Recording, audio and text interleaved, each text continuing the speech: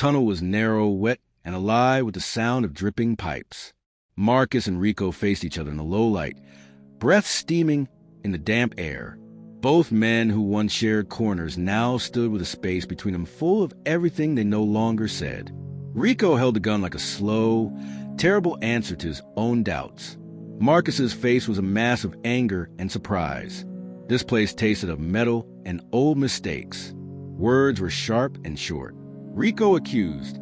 Marcus answered with old ways, with plans and promises that no longer landed. Each sentence was a measure of how far they'd fallen from the brothers they once were. The gun didn't speak first. It was a look in Rico's eyes that did. In the tunnel, every sound echoed like a verdict. Marcus swung, a metal bar connecting the bone and leather. A shot rang out, bright, dangerous, and sudden. Rico stumbled. The fight that should have been about money turned into a fight for identity. Marcus had a chance to end it. For a long, heart-stopping second, he held the power to finish the man who had betrayed him. Instead, something inside him stopped. He ran. He ran because sleeping with a dead friend is never the kind of peace worth the cost. The standoff marked a fracture that could not be easily repaired. For Rico, this was survival. For Marcus, this was a narrow escape that would be followed by rumors, headlines, and a manhunt that tightened like a noose. The tunnel swallowed his footsteps, but the echo of betrayal followed him for miles. Headlines blinked across screens and phones. FBI busts billion-dollar laundering ring.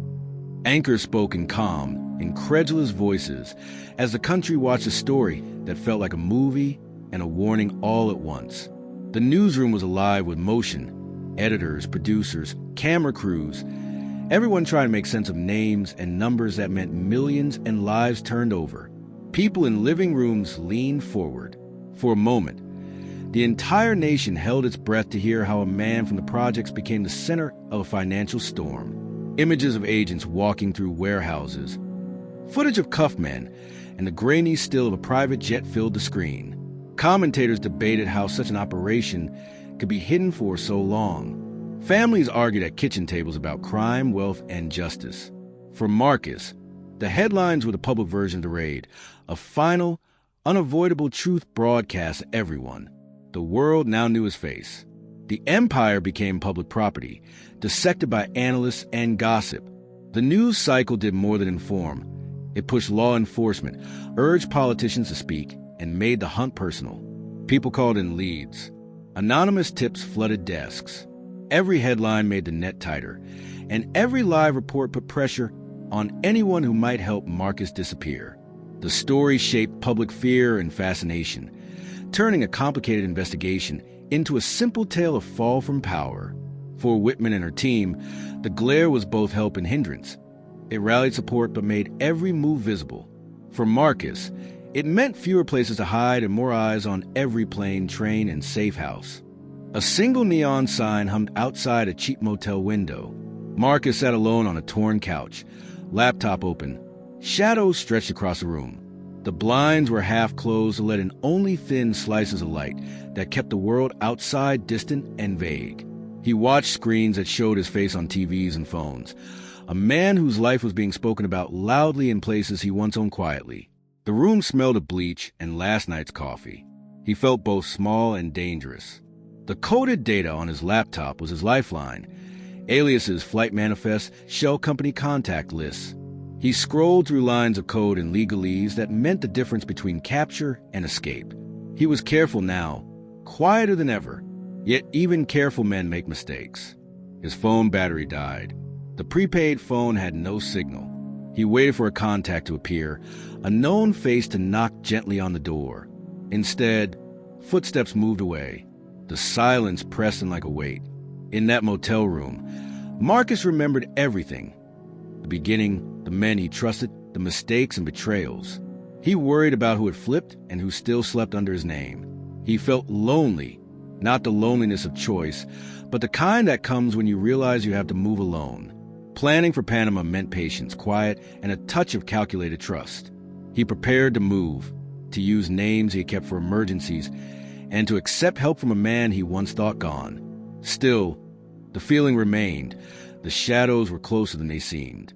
The country watched, and every small movement could be watched back.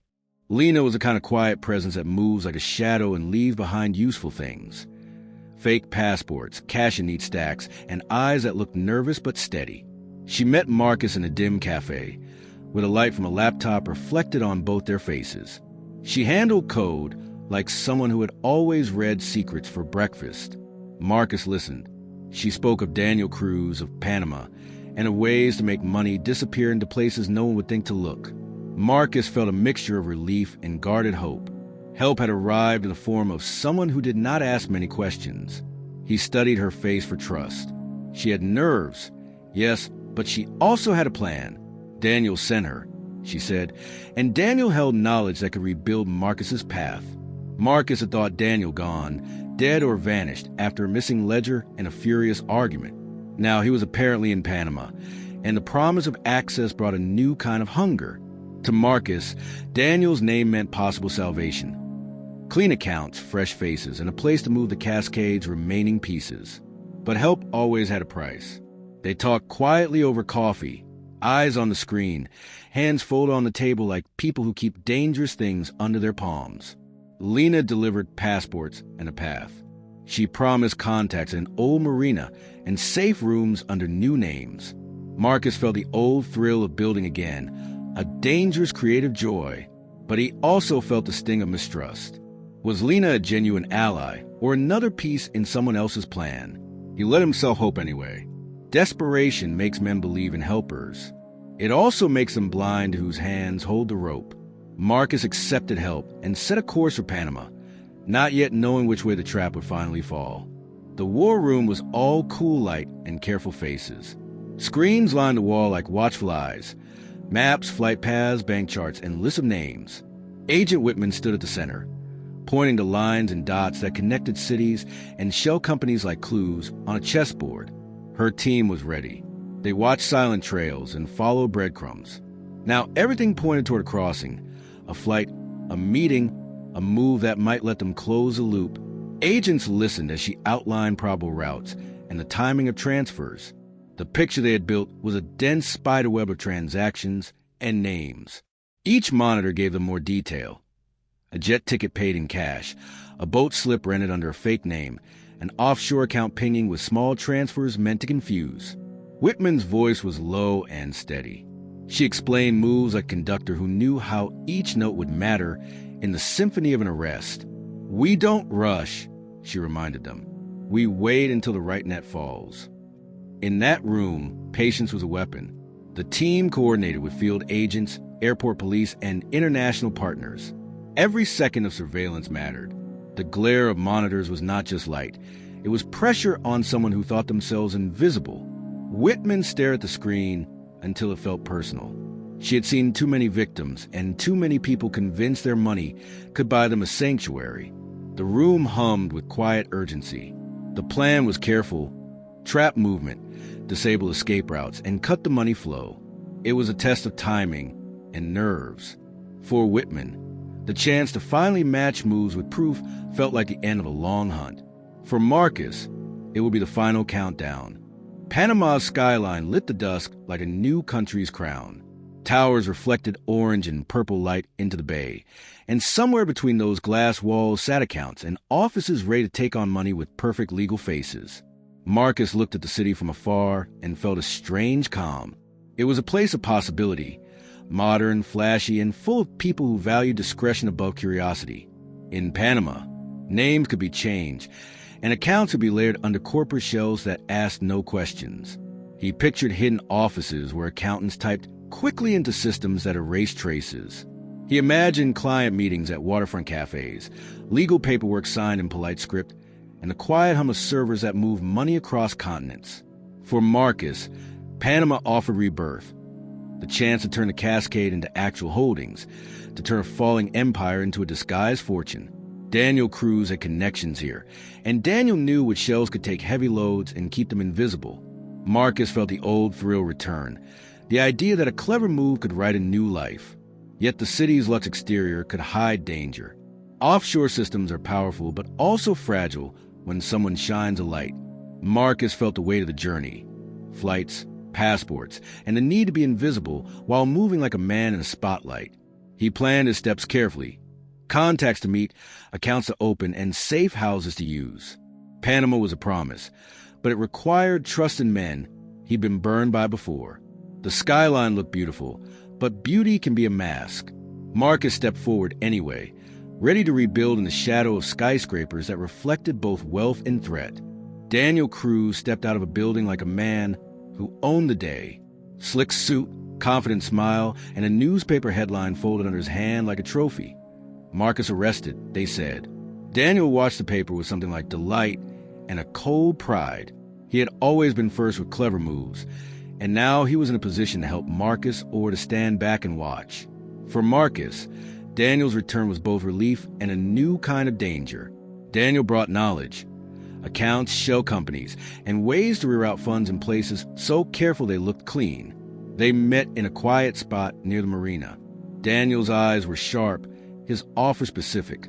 He promised accounts under new names, third-party managers who would never meet Marcus face-to-face, and legal paperwork that read like ordinary business. He had a plan to move remaining assets through networks that skirted the biggest red flags. Marcus listened. He wanted to believe Daniel's tone of competence. Daniel had been part turning street money into an international machine. Now, he offered to help turn collapse into rebirth. But Daniel's return was complicated. He had reasons to help and reasons to hold back. Marcus had to weigh the risk of trusting a man who knew how to vanish and reappear. Daniel wanted either payment, leverage, or both. Marcus needed him anyway. They were two sides of the same coin, clever, dangerous, and always calculating. In Daniel's hands, a headline about Marcus's downfall became a tool, either to rebuild or to control. Marcus tucked the paper away and listened to Daniel's plan, knowing that any move now would be measured by who he trusted and who had already sold him out. Inside a crammed surveillance van, screens glowed with flight paths and live camera feeds. An agent leaned forward, watching a radar trace arc toward Panama. On another screen, a live shot captured a man, Marcus, stepping onto a jet, a briefcase in hand. The van was a quiet theater of patience and timing. Agent Whitman watched the data, listening to quiet status updates in her earpiece. The net had been set with careful hands. International alerts, field agents at airports, and coordinated checks at arrival points. The van hummed with technology and a steady tension. Agents tracked the jet's descent, cross-checked passenger lists, and prepared intercept teams. The world outside the monitors felt slow, but inside the van, every second mattered. Whitman's eyes were calm and hard. She had followed the lead from small mistakes to big patterns, and now the pieces lined up. This was the moment when careful observation becomes action. They had the flight, they had surveillance, and they had the right time. As the private jet approached the city, signals flew. International partners prepared to block exits. Local teams readied checkpoints, and the van recorded every move. The trap was not loud. It was quiet and precise. For Whitman, patience finally met payoff. For Marcus, who thought distance would bring safety, the world tightened. Technology and teamwork closed in like steel. The hunt had caught up to the hunted. In the small, electric dark of the surveillance van, the final plan started to move. Rain turned the runway into a mirror. The private jet's lights glowed against the downpour as Marcus and Lena stepped forward with briefcases that felt heavier than they were. Raindrops moved in sheets. Each step toward the plane felt like stepping into a decision with no turning back. The cabin light offered warmth and a small promise of distance from the country, where his name now screamed across every headline. Lena moved like someone who had rehearsed escape routes 100 times. Marcus felt the old fear and the new focus mix in his chest. Inside the jet, they sat quietly. Lena typed names into a laptop, sending encrypted messages and confirming contacts in Panama. Marcus watched the rain bead and run down the windows. He had a picture 3 days ahead. A dock, Daniel's contact, and accounts that could be shifted like chess pieces. The plane would carry him away from the immediate danger, but would also carry him toward new partners and traps. He had to be careful. The skies were crowded with risk and close to a boiling world of law and men who hunt. As the jet cut through clouds, Marcus thought about the lives he left behind and the ones he hoped to buy back. He watched the city shrink below, a set of lights and stories, and felt both relief and dread. To escape was to start again, but every new beginning needs paper, cash, and people who keep silent. He slept fitfully on the flight, the briefcase at his feet, like a small, loaded heart.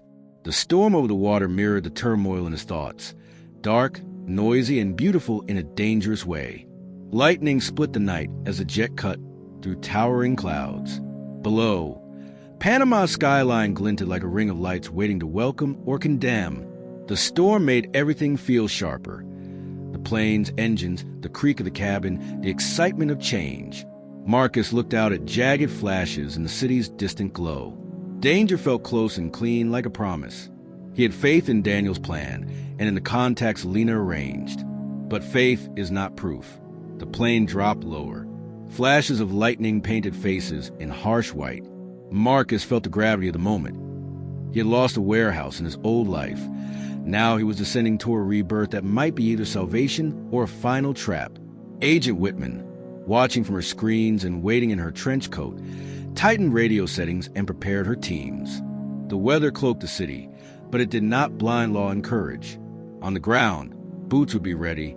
As the jet pierced the storm, Marcus promised himself one thing. He would not go quietly. He had built too much to accept surrender. The plane hit turbulence, and he gripped the armrest, the rain a drum on the fuselage. Outside, the city waited with gleaming buildings and dark alleys. In a few minutes, he would step into a place that could hold his new future or his final fall. Lightning flared again, striking a horizon of steel. This was the moment where fate and decision met. The plane descended into the storm, and every eye in that dark, watchful world leaned forward.